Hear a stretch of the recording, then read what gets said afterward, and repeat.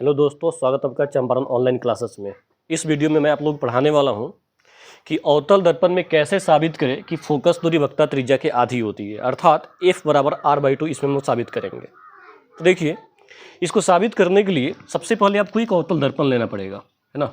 एक अवतल दर्पण लेना पड़ेगा और इस अवतल दर्पण में क्या करना पड़ेगा कि एक प्रिंसिपल एक्सिस होगा जिसको प्रधान अक्ष कहते हैं। ये हो गया अपना अवतल दर्पण और यहाँ से क्या करेंगे, एक मुख्य अक्ष खींच दिए, है ना। मुख्य अक्ष में क्या हो गया आपका कि देखिए ये मुख्य अक्ष हो गया और इसको क्या कहेंगे हम लोग, ध्रुव कहेंगे, पोल कहेंगे।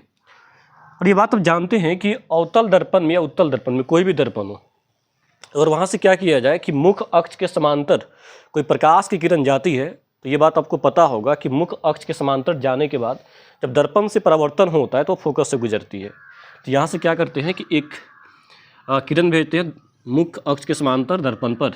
ये अनंत से कोई किरण आ रही है जो दर्पण पर गई मुख्य अक्ष के समांतर, इसके ये समांतर है। जब यहाँ से गुजरेगी तो क्या हो जाएगा, ये फोकस होकर के यहाँ से गुजरेगी, यानी एफ पर काटेगी।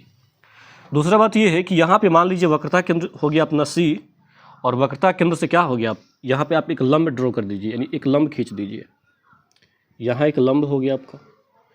तो आप एक बात को पढ़े हैं कि मान लीजिए कोई भी सतह है, कोई भी सतह है और सतह पर क्या होता है कि आपतित किरण हो, एक परावर्तित किरण हो और उसके साथ साथ यहाँ पे अगर लंब खींचा जाए तो कह सकते हैं कि इसको, ये आपतित किरण है, आपतित किरण, और ये परावर्तित है, तो ये इसको आपतन कोण कहेंगे और इसको क्या कहेंगे, परावर्तन कोण कहेंगे। क्योंकि आपतित किरण और अभिलंब के बीच बने कोण को आपतन कोण और परावर्तित किरण तथा अभिलंब के बीच बने कोण को परावर्तन कोण कहेंगे। तो यहाँ पे जैसे हम लोग अभिलंब खींचे हैं तो यहाँ पे ये जो आपका कोण है दो भागों में बट गया। एक आपका हो जाएगा कोण I, ये हो जाएगा कोण R। एक कोण I हो जाएगा और एक कोण क्या हो जाएगा आपका, R हो जाएगा। यानी कि हम कह सकते हैं कि एक हो जाएगा आपतन कोण और एक हो जाएगा परावर्तन कोण। तो आपतन कोण को I से, परावर्तन कोण को R से सूचित करते हैं। मान लीजिए किरण जो जा रहा था वो आपका हो गया A और B, A और B एक किरण हो गया और यहाँ पे क्या हो गया कि इस दर्पण का नाम दे दीजिए, कह दीजिए M1 और क्या हो जाएगा आपका M2। इस प्रकार से आपका फिगर बन करके तैयार हो गया, जिसमें M1 M2 एक अवतल दर्पण है जिसके मुख्य अक्ष के समांतर एक मुख्य अक्ष के जिसमें क्या है आपका कि एक प्रिंसिपल एक्सिस है, प्रधान अक्ष है और इस प्रधान अक्ष के समांतर क्या है कि यहाँ पे क्या हो गया आपका, प्रधान अक्ष के समांतर एक किरण गया है AB जो दर्पण से परावर्तन के बाद फोकस होकर गुजरा है और यहाँ पे C से वक्रता केंद्र से एक लंब खींच दिए हैं जिससे दो कोण बना है, आपतन कोण और परावर्तन कोण, यानी I और R। देखिए ये हो गया फिगर अपना। अब इस फिगर को लेकर के कैसे हम लोग साबित करें कि फोकस दूरी वक्रता त्रिज्या की आधी होती है, अर्थात कहें कि F बराबर R/2, या आप ये भी कह सकते हैं कि R = 2F। कारण ये है ना कि ये 2 आपका बट्टा में इधर क्या हो जाएगा, गुना में हो जाएगा, तो जो R का वैल्यू निकलेगा 2F हो जाएगा आपका। तो दोनों साबित कर सकते हैं इसमें, F बराबर R/2 भी साबित कर सकते हैं या फिर R = 2F भी साबित कर सकते हैं। तो देखिए अब इसको साबित करने के लिए फिगर तो हो गया, अब जो बात हम फिगर में किए हैं उसको लिखेंगे।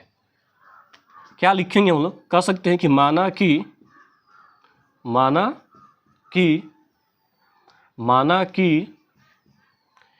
M1 M2 एक अवतल दर्पण है, अवतल दर्पण है, हो गया। M1 M2 एक अवतल दर्पण है जिसके मुख्य अक्ष के समांतर AB, कह सकते हैं जिसके मुख्य अक्ष के समांतर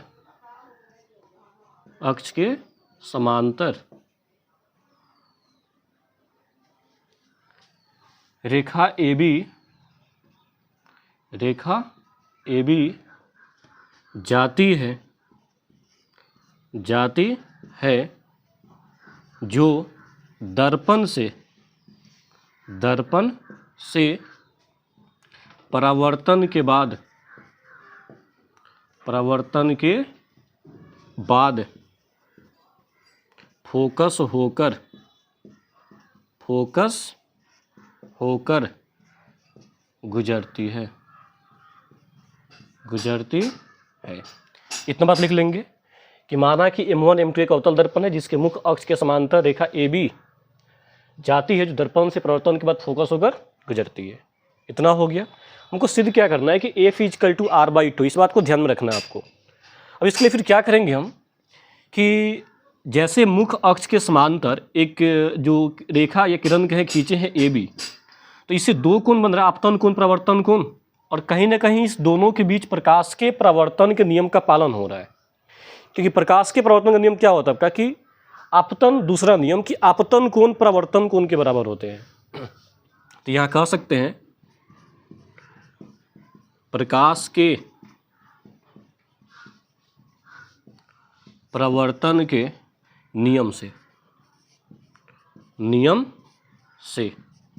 क्या हो जाएगा आपका, प्रकाश के प्रवर्तन के नियम से कह सकते हैं कोण I बराबर कोण R, क्योंकि यह एक सतह है और ये आपतित किरण परावर्तित किरण, बीच में क्या आपका अभिलंब, तो ये कोण I और ये कोण क्या हो गया R, दोनों आपस में बराबर होगा, क्योंकि आपतन कोण प्रवर्तन कोण के बराबर होता है। कोण I बराबर कोण R, इसको समीकरण फर्स्ट कर दीजिए। उसके बाद आप ये भी कह सकते हैं कि कोण I बराबर कोण C। जानते हैं क्यों?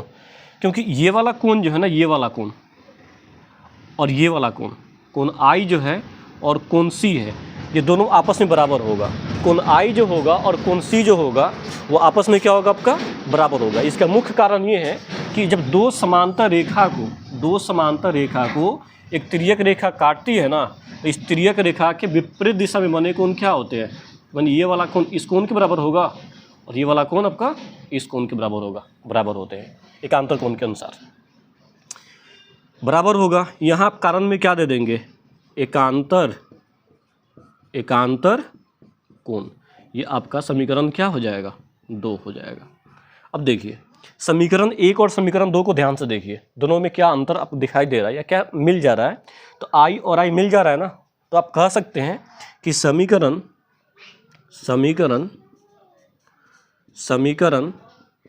1 और समीकरण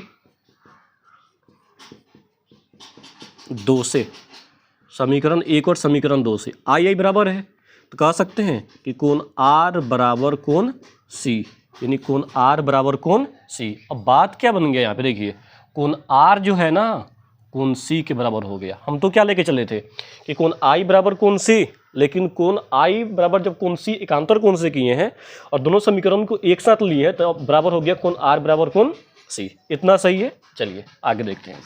उसके बाद देखिए क्या कर सकते हैं आप लोग। इसके बाद कोण R = कोण C हो गया। अब ध्यान से देखिए कि यहाँ पे कोण त्रिभुज एक बनेगा BCF, चाहे CBF में, BCF या CBF में क्या हो जाएगा आपका कि त्रिभुज BCF में, त्रिभुज BCF में क्या हो जाएगा आपका कि ये वाला भुजा जो CF है वो हो जाएगा आपका कि CF बराबर क्या हो जाएगा BF, CF जो है BF के बराबर होगा। इसका मुख्य कारण यह है आपका कि यहाँ पे जो कोण है ना, कोण R जो है कोण C के बराबर है। तो किसी भी त्रिभुज में जब दो कोण बराबर हो तो उसका जो संगत भुजा होता है ना, उसके साथ जो भुजा होता है उस कोण के, वो दोनों भुजा क्या होता है आपस में बराबर हो जाता है। यानी कह सकते हैं कि CF बराबर आपका BF होगा, क्योंकि कोण C बराबर क्या है, कोण R है। चलिए इसको समीकरण मान लीजिए आप, समीकरण 3 मान लीजिए, समीकरण 3 मान लीजिए। ये समीकरण आपका 3 हो गया। अब देखिए समीकरण 3 हो गया, इसके साथ साथ अब हम लोग लिख सकते हैं कि हम लोग, ये एक बात और है आपका, एक बात और है कि यहाँ पर ये देखा जाए कि ये जो B है, B अगर वो P के बहुत पास होता, जो B है वो P के पास होता, तो आप कह सकते थे क्या कि PF बराबर BF, क्योंकि ये जो आपका BF है ना, अगर इसके कुछ पास होता, P के पास होता, तो ये और ये वाला BF और PF आपस में क्या हो जाता, बराबर हो जाता। यानी कह सकते हैं हम लोग कि जब B P के, जब B P के बहुत निकट हो,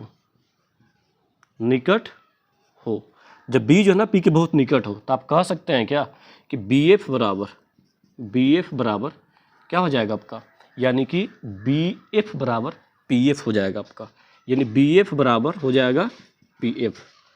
कोई दिक्कत आप लोगों को? अब देखिए यहाँ से लिखेंगे हम लोग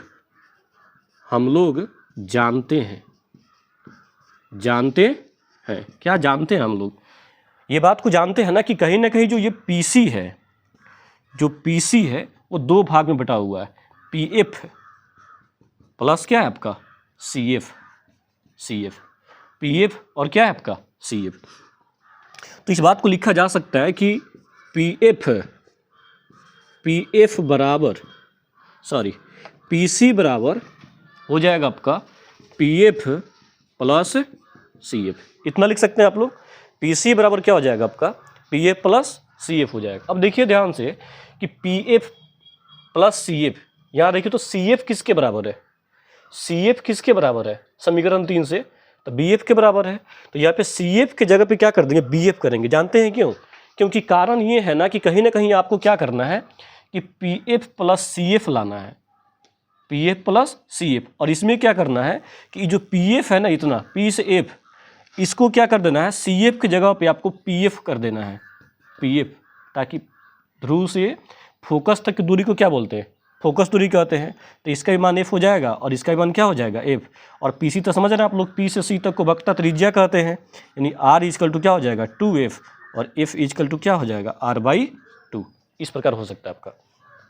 तो देखिए यहाँ पे क्या करेंगे, PC बराबर PF को PF ही छोड़ देते हैं और CF का मान समीकरण 3 से देखिए कितना है, BF है, ठीक है, BF है। या फिर लिख सकते हैं PC बराबर PF प्लस BF। अब समीकरण जो अगला है इसके बाद, यानी BP के बहुत निकट, उसके बाद अब क्या हो गया आपका कि BF जो है ना वो किसके बराबर है, PF के। तो यहाँ पे BF के जगह पे क्या कर सकते हैं, PF कर सकते हैं, यानी हो जाएगा PC बराबर PF प्लस PF 2PF, ये हो जाएगा आपका। अब देखिए PF किसको बोलते हैं आप, PF ध्रुव से फोकस तक की दूरी को क्या बोलते हैं, फोकस दूरी कहते हैं। तो ये PF आपका फोकस दूरी हो जाएगा F, और उसके बाद CF भी PF में चेंज हो गया, तो इसका भी मान कितना हो जाएगा F, और ये भी क्या हो जाएगा F, यानी लिख सकते हैं कि PC ध्रुव से वक्रता के अंत तक की दूरी को वक्रता त्रिज्या कहते हैं, जिसको R कहते हैं, R इक्वल टू 2F हो जाएगा। ये भी सही है। या फिर इसको लिख सकते हैं, या इसको लिखा जा सकता है, क्या लिख सकते हैं आप, या इसको लिख सकते हैं F बराबर R/2। ये अपना हुआ सत्यापित, कि फोकस दूरी वक्रता त्रिज्या के आधी होती है। अगर आप लोगों को वीडियो अच्छा लगा हो तो अपने दोस्तों के पास शेयर करिएगा, चैनल को सब्सक्राइब करिएगा। धन्यवाद।